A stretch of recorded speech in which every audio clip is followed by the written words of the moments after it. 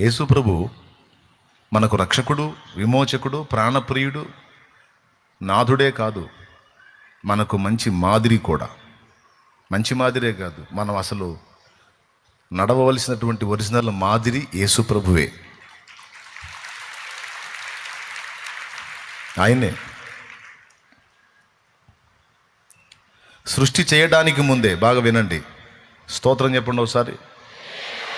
సృష్టి చేయడానికి ముందే ధర్మ సందేహం వచ్చినప్పుడు సృష్టిని విమోచించే విషయంలో తన బాధ్యత ఏమిటో ముందుగానే ఫిక్స్ అయ్యి సృష్టిని చేశాడు. ఉనికిలో లేని వ్యక్తుల్ని నేను ఉనికిలోనికి తీసుకొస్తే, వాళ్లకు నేను స్వేచ్ఛనిస్తే, దాన్ని ఉపయోగించుకొని వాళ్ళు పాపం చేసి నాకు వ్యతిరేకులైతే నేనే వాళ్ళని నాశనం చేయాల్సి వచ్చింది.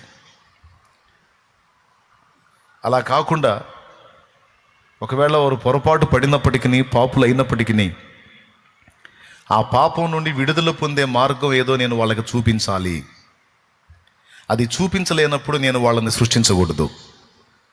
సృష్టించాను అంటే వాళ్ళు ఒకవేళ పాపంలో చిక్కుకుంటే దాని నుంచి బయటపడే రూట్ ఏదో నేను చూపించాలి, ఆ దారి ఏదో నేను చూపించాలి, లేకపోతే సృష్టి చేయకూడదు అని ముందే ఎరిగిన వాడై, మనం విమోచింపబట్టానికి అవసరమైనటువంటి బలిదానము తాను అయిపోవాలని ఈ సృష్టి ఆరంభములోనే ఆయన ఆలోచించి ఫిక్స్ అయి తన బాధ్యత ఎలా నెరవేర్చాలో ఆయన ఎరిగి ఉండి మనందరినీ నిర్మించాడు.